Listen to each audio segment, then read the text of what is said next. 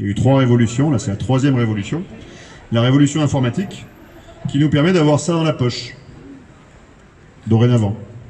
Et ça dans la poche, c'est un super outil, social, génial, TikTok, Instagram, plein de choses.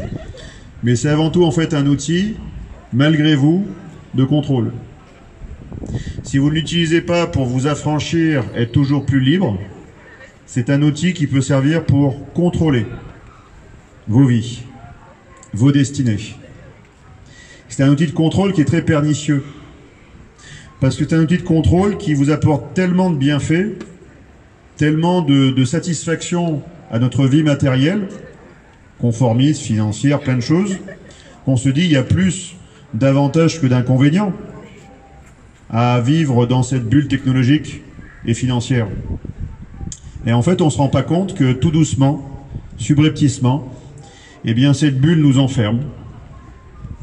Une fois qu'on a été déraciné de qui nous sommes, de nos identités premières, une fois qu'on a été coupé d'une forme de transcendance dans laquelle on avait vécu depuis 2 siècles, nous coupant de la spiritualité, eh bien une fois que vous n'avez plus de spiritualité, que vous n'avez plus de racines, vous êtes donc dans une bulle, et cette bulle, c'est comme la caverne, cette fameuse caverne qu'on connaît tous, la fameuse caverne platonicienne, qui est plus vieille encore, et qui vous enferme dans une fausse réalité. Et nous sommes tous piégés là-dedans, actuellement. Parce qu'en sortir, ça serait demain, en fait, dire non à une forme de confort. Mais le confort, en fait, n'est qu'une illusion temporaire pour progressivement abaisser le niveau auquel nous étions arrivés. Nous n'étions que des hommes, des femmes. Nous étions devenus, avec à la force de mouvements sociaux, de batailles, des batailles durant lesquelles les gens ont perdu la vie, ont été blessés ou perdu la vie. Et on avait réussi à accrocher un niveau de politique, sociétal, qui nous permettait de devenir citoyens, donc d'avoir des droits. Et ce niveau postulait que vous aviez, vous, monsieur, vous, madame, une liberté individuelle, tout d'abord. C'est cette liberté individuelle qui fonde notre rapport en société moderne, la démocratie moderne. Cette liberté individuelle, c'est votre souveraineté, monsieur. Et une fois que vous avez cette souveraineté, vous donnez votre part de souveraineté à quelqu'un, par le vote. Et une fois que quelqu'un a reçu 10 000 parts de souveraineté, ou 100 000 parts, ou 1 million de parts de cette souveraineté, de vos souverainetés, à ce moment-là, il reçoit une délégation de pouvoir. Il reçoit la délégation de votre pouvoir. C'est pas le contraire. Là, actuellement, ils vous font penser, avec la génération électronique, plein de choses, tout ça, que la liberté serait collective. Non. Les bases de la démocratie moderne sont la liberté individuelle, qui permet la souveraineté individuelle, et ensuite, simplement ensuite, la liberté collective et la souveraineté collective. Mais ça commence par l'individu, tout simplement. Et ils sont en train de tout inverser. Ils sont en train de renverser la chose, en nous faisant croire que ce que nous avions, ce sur quoi s'était construit notre démocratie, en fait, n'est pas la réalité. Ils en arrivent jusque-là, grâce au contrôle et grâce à l'illusion de ce que nous avons dans la poche. C'est le parachèvement. Mais haut les cœurs, il y a beaucoup de choses qui ont déjà été écrites il y a des siècles et des millénaires. Beaucoup de choses. Par exemple, ce qui a été écrit il y a 2500 ans est en train de nous arriver. Parce que les cycles tournent en fait. Ça change en permanence et on ne fait que changer d'habit ou changer parfois de langue ou de culture. Mais globalement, les grands mythes humains sont toujours parmi nous et nous renvoient aux mêmes histoires. Jadis, une certaine société humaine avait été piégée dans l'illusion matérialiste. L'illusion de la matière, l'illusion de l'argent, qui est le souverain bien. Le plaisir immédiat. Où est-ce que c'est le plaisir immédiat? J'appuie sur un bouton, tac, Netflix. Là, j'appuie sur un bouton, Uber, j'ai ma pizza en bas de chez moi. C'est ça le plaisir immédiat. Il n'y a plus de désir. Il n'y a plus de désirabilité dans la vie. Il n'y a plus de temps long. Il n'y a plus de tout ça. Donc cette vieille religion matérialiste qui a existé sur Terre avait piégé les hommes dans le plaisir immédiat et dans le culte de l'argent. Ça a déjà existé. Et il y a quelqu'un qui s'est pointé un jour, il est redescendu d'une montagne, une grosse barbe comme ça sûrement, il avait 2 tables à la main comme ça, les tables de la loi, il les a prises et clac, il les a fracassées sur le veau d'or. Parce qu'en fait, ce qui symbolise tout ce monde, cette religion matérialiste, c'est le veau d'or. Alors vous avez un grand film, très grand film, que vous avez sûrement vu monsieur, qui s'appelle Les 10 commandements. Et vous le voyez. Alors bien sûr, c'est un symbole, les 10 commandements. La Terre ne s'est pas ouverte ce jour-là. Quoique, il y a beaucoup de tremblements de terre actuellement sur Terre. Ça interroge. Mais, c'était pour montrer que face aux limites de cette matière qui nous enferme, dans les 2 tiers de ce que nous sommes, le 666, ce n'est que les 2 tiers de ce que nous sommes. Où est l'autre tiers? Où a-t-il disparu? Ce tiers qui nous élève, ce tiers qui nous apporte une transcendance, cet esprit en fait. Sans esprit, nous resterons piégés dans la matière. Nous y sommes. Et donc les lois de la vie et de la mort. Les lois de la vie et de la mort. Qu'est-ce que c'est? Vous ne savez pas non plus? Les lois de la vie et de la mort, c'est par exemple, tu ne tueras pas. Tu ne sacrifieras pas. Tu ne sacrifieras pas. Actuellement, on vit dans une société où le sacrifice est en train de redevenir quelque chose de normal. Et pire, quelque chose de légal. Le sacrifice, c'était quelque chose qui existait dans les religions pré-abrahamiques.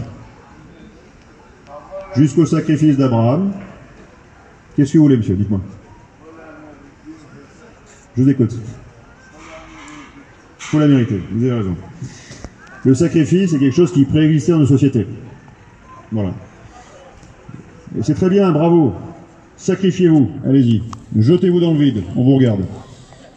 Ce sacrifice n'est pas quelque chose de normal. Ils disent que c'est quelque chose de normal. On vous empêche de vous serrer la main.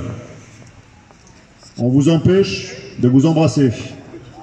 On vous empêche de vous sourire. On vous empêche de rire. On vous empêche de partager des moments de solidarité. On nous empêche, nous, gendarmes, je suis plus mais je l'ai été, on nous empêche même, et vous le savez, messieurs les policiers qui êtes en face, on nous empêche, s'il vous plaît, ok? Stop.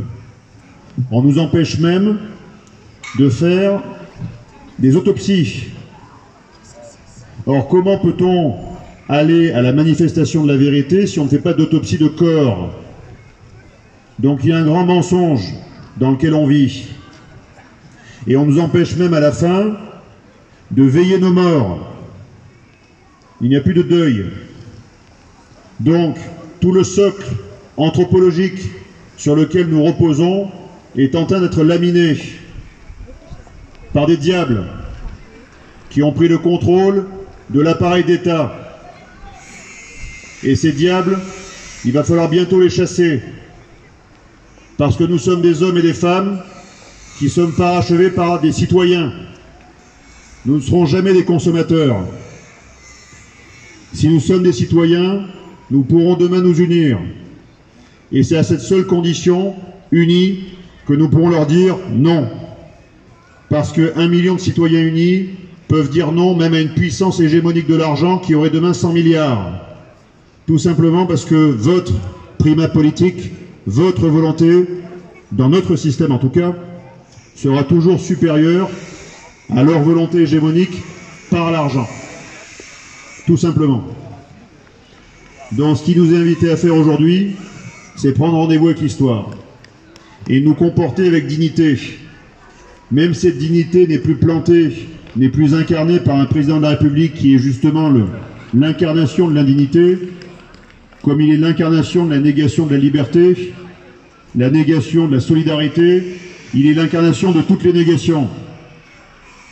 Maintenant, c'est à vous de voir si vous souhaiterez vivre libre et solidaire, ou si vous souhaiterez encore une fois voter, et des maires sont ici présents, à donner encore leur parrainage à des personnes qui sont l'incarnation de tout ce que nous avons combattu.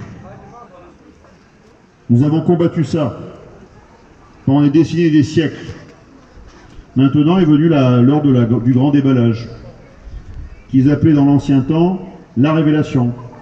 Déballage, révélation, c'est un nom en grec qui veut dire apocalypto. Apocalypse. La révélation. C'est tout bête.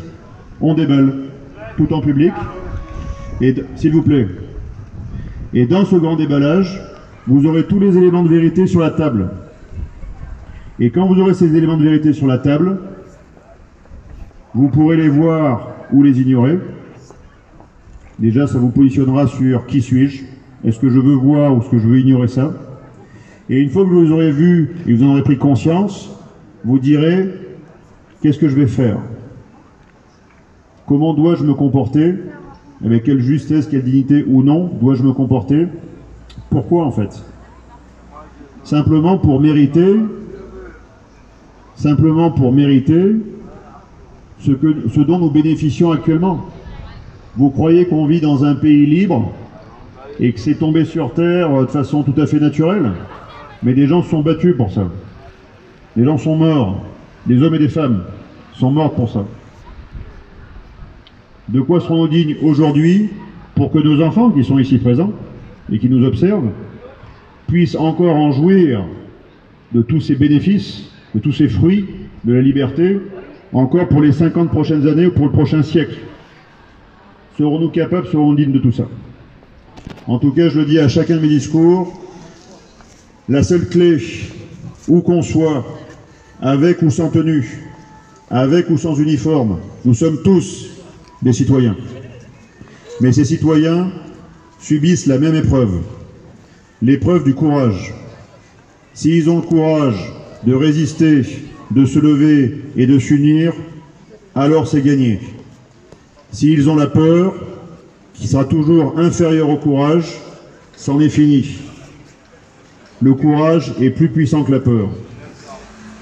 Et si vous commencez à vous unir, vous leur ferez peur. Parce que vous aurez été courageux. Et vous verrez qu'en face, c'est pas si incroyable que ça en termes de puissance et de force. C'est beaucoup de zèle, beaucoup de fumée, beaucoup d'illusions, mais ce mur des illusions peut tomber très facilement. En tout cas, vive la résistance et vive la France.